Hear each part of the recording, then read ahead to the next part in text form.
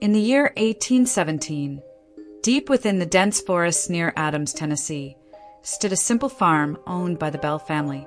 John Bell, the head of the household, was a hard-working man who built the home with hope and determination for his family.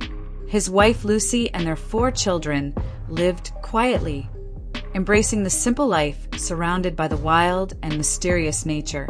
But that peace soon began to fade.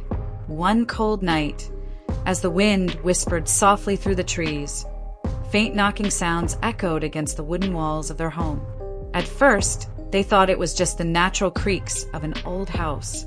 Yet night after night, the knocking returned, louder and more unpredictable. The Bell children grew frightened. Betsy, the youngest daughter, often complained of whispers coming from the dark corners of the house. She said the voices called her name, gentle yet eerie. John Bell tried to find the source of the sounds, but always came up empty. Unease spread throughout the family. Nights became the most terrifying time. In the silence, the knocking turned into whispers that sometimes sounded like soft laughter, other times like piercing screams that chilled the soul. This was no ordinary disturbance. Slowly, something unseen began to stalk them, something demanding attention, and perhaps something far darker. John Bell tried to remain calm and protect his family, but he felt something had changed on his own farm, a darkness that no human strength could drive away. That night, as the wind howled louder and shadows danced across the walls, a different sound came through. Not knocking this time, but a voice, clear and full of words. The voice called John Bell's name, as if it knew all his deepest fears and secrets. The Bell farm was no longer a place of refuge.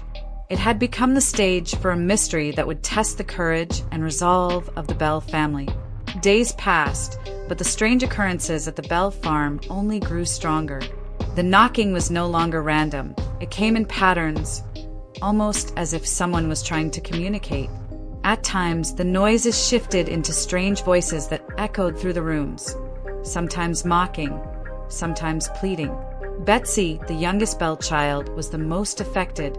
She would often sit quietly, staring at empty corners as if watching something invisible. Her face sometimes showed fear, but other times a strange calm, as if she was listening to a secret only she could hear. One afternoon, John Bell's wife, Lucy, felt a sudden cold chill brush past her while she was tending the garden. The plants seemed to wither where the cold passed, and an uneasy silence fell over the farm. That night, Lucy heard soft singing, a haunting melody that seemed to drift from the woods into their home. The family began to notice marks on the walls, scratches deep and jagged, appearing overnight with no explanation. Objects moved on their own. Chairs slid across floors, doors opened and closed without touch. One evening, as the family gathered in the main room, a chilling voice whispered clearly, "You cannot hide from me." The words sent a shiver down everyone's spine. No one dared ask where the voice came from. It felt as if the very air around them had turned hostile. John Bell, desperate to understand what was happening, invited neighbors and travelers to witness the strange happenings. Many came with skepticism, but some left pale and shaken after experiencing the eerie phenomena firsthand. The presence seemed to focus most of its attention on John Bell himself. Whispers taunted his decisions, shadows seemed to follow his every move, and Betsy often told her parents that the spirit was angry with her father. The Bell family was trapped in a growing nightmare. Their once peaceful home had become a battlefield between the living and a mysterious, unseen force. As the days grew darker, Betsy Bell's strange behavior deepened. She spoke less to her family and more to the empty air, responding to voices no one else could hear. Sometimes she would smile softly as if comforted, but other times her eyes filled with terror. One evening, Lucy found Betsy standing by the fireplace, whispering words in a language no one recognized. When asked about it, Betsy only said the spirit was teaching her. She claimed it wanted to warn them, but no one knew what the warning meant. John Bell grew increasingly worried. The family's reputation began to suffer as neighbors whispered rumors about curses and dark magic. Some even avoided the Bell farm altogether. One night, the spirit's voice became clearer and more demanding. It told John Bell that his time was running out and that the darkness was coming for him. The house shook, and unseen hands seemed to grab the family members, leaving bruises and scratches. Despite the fear, John refused to leave. He sought help from local ministers and folk healers, hoping prayers and rituals might end the torment. But every attempt only seemed to anger the spirit more. Betsy's connection to the spirit grew stronger. She began to predict strange events and spoke of a past filled with betrayal and vengeance. The Bell family was no longer just haunted. They were caught in the grip of a restless force that fed on their fear. The torment at the Bell farm escalated to a terrifying new level. Night after night, the family was awakened by loud noises, shrieks, thuds, and the sound of chains dragging across wooden floors. The air grew thick with a coldness that seemed to seep into their very bones. John Bell could no longer ignore the injuries that appeared mysteriously on his body. Deep bruises, scratches, and sometimes welts marked his skin after nights spent in restless sleep. His wife, Lucy, too began to suffer. Her once gentle spirit was shadowed by fear and exhaustion. Betsy became the focal point of the spirit's anger and communication. The presence whispered secrets to her that no one else could understand. Secrets that hinted at the spirit's origin and its reasons for haunting the Bell family. Neighbors who came to witness the strange events reported seeing shadowy figures moving just beyond the edge of the farm. Some claimed to hear ghostly voices calling out for justice or revenge. John's resolve began to waver, but he remained determined to protect his family. He called upon the help of a well-known local preacher who agreed to perform an exorcism. The night of the ritual was filled with tension. Prayers echoed through the house as candles flickered in the oppressive darkness. Though the spirit responded with anger and rage, the preacher's faith seemed to hold it back, at least for a time.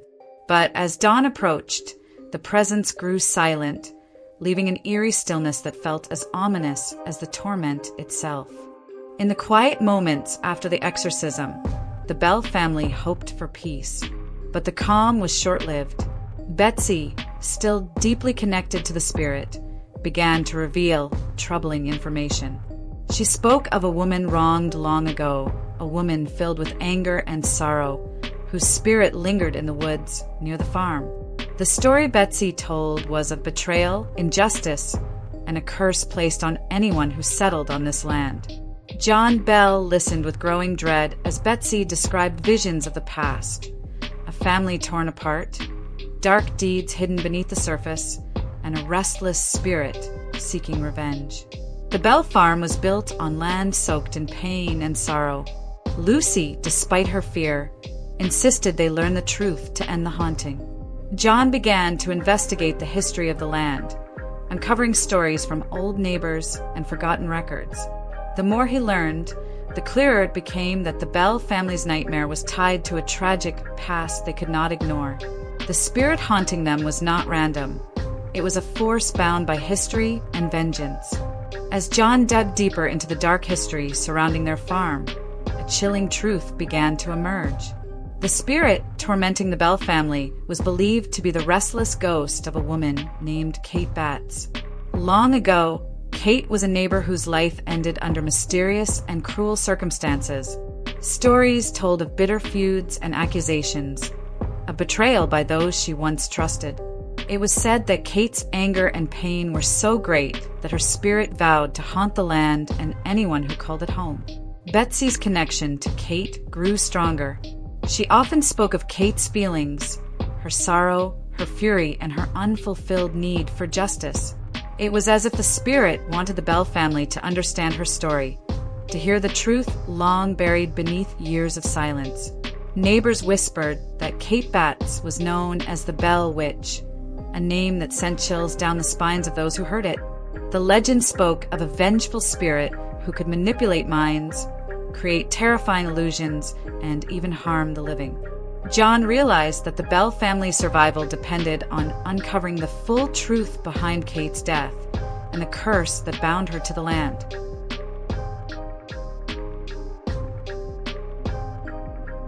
With the truth about Kate Batts revealed, the Bell family braced themselves for the growing storm. The spirits' attacks became more violent, and the house felt like a trap tightening around them. John Bell fought to keep his family together, but the fear and exhaustion weighed heavily on everyone. Betsy, caught between the living and the spirit world, was both their guide and their greatest vulnerability. One night, as the family gathered around the fireplace, the spirit's voice echoed through the room. It spoke of betrayal, pain, and a demand for justice. The walls seemed to close in, and shadows twisted into horrific shapes. John stood firm, refusing to yield. He promised to find peace for the spirit if only it would spare his family from further harm. The Bell Witch, however, was relentless. Its presence was everywhere, in the cold drafts, the sudden noises, the whispers that filled the night. The battle was not just physical, but spiritual, a struggle for the souls caught in the haunted farm. Amid the chaos, John sought the help of a renowned folk healer. Together, they prepared rituals meant to break the curse and calm the restless spirit. But the witch fought back fiercely, making every attempt a test of courage and faith for the Bell family. The folk healer arrived with ancient herbs and symbols, carrying knowledge passed down through generations. John and his family gathered in the dimly lit main room, the air heavy with tension and anticipation. The healer began chanting prayers, calling on forces unseen to bind the restless spirit. Candles flickered as shadows danced wildly on the walls, and an icy chill swept through the house. Betsy sat quietly, her eyes distant but focused, as if communicating with the presence beyond. The spirit responded with furious howls and violent shaking of the furniture. Objects flew through the air, and the house seemed alive with fury. Yet the healer's voice remained steady, unwavering against the chaos. Hours passed like minutes, the battle between light and darkness raging in that small room. Slowly, the spirit's rage began to subside, replaced by a sorrowful silence. In that silence, Betsy whispered the name Kate, her voice trembling but clear. The healer nodded and spoke of forgiveness as the key to peace. John Bell realized that to end this nightmare, the spirit needed understanding and release, not just force. The night had grown colder as the healer's ritual reached its peak. The house was eerily still, and for a moment, it felt as if the very air had stopped moving. But the Bell family knew that they were not out of danger yet. The presence of Kate Batts still lingered, its power unbroken. Betsy stood up, her body stiff and unblinking. Her voice, soft yet commanding, filled the room. "She's angry, she wants to be heard," she whispered. The air crackled with energy, as if the house itself was holding its breath, waiting for what would come next.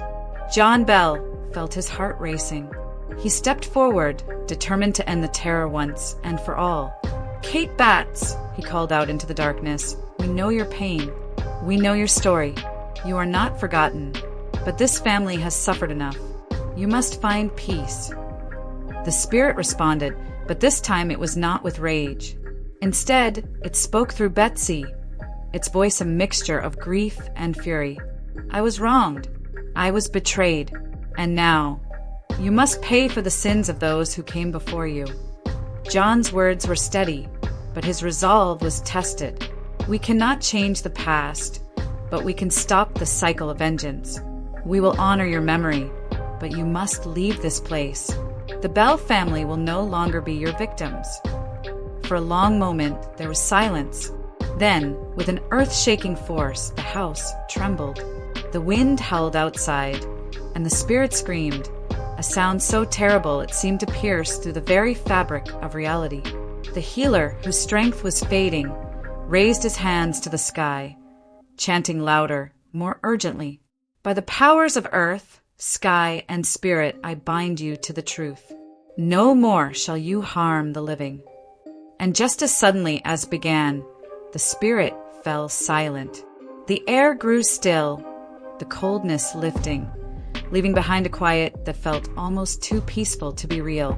The silence that followed was suffocating. John Bell stood still, his breath shallow, as he waited for some sign that the torment was truly over. Betsy's eyes fluttered, as if she had just awakened from a trance. Her face was pale, but there was no longer the terror that had gripped her for so long. The healer's voice broke the stillness. "It is done," he said softly. "The spirit has been freed." John, though exhausted, felt a wave of relief wash over him. The house, once filled with unexplainable sounds and oppressive fear, now seemed strangely calm. Even the wind outside had quieted, as though nature itself had been holding its breath.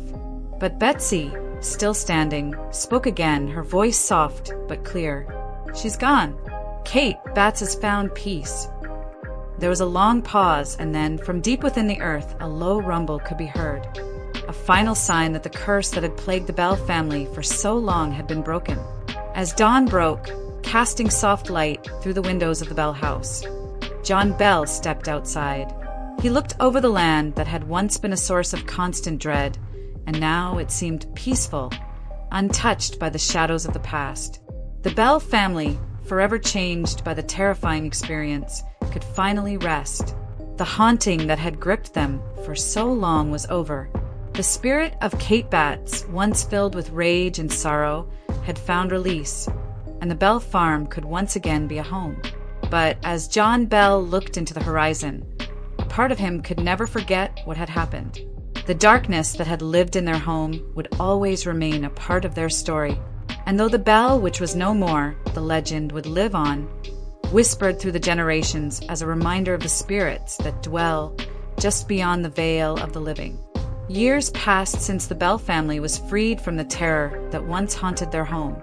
But the legend of the Bell, which continued to grow, people from all over the country came to the land where the Bell farm stood, drawn by the stories of the vengeful spirit and the family that survived its wrath. The Bell family, though scarred by their ordeal, rebuilt their lives.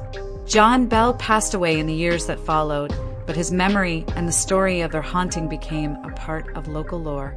Lucy, his wife, found solace in the quiet days that followed the spirit's departure. Their children, too, grew up and started families of their own, though none could ever escape the shadow of the Bell Witch's legacy. The farm, once a place of dread, became a site of pilgrimage for those curious about the supernatural. Some came to witness the remnants of the Bell Witch's hauntings.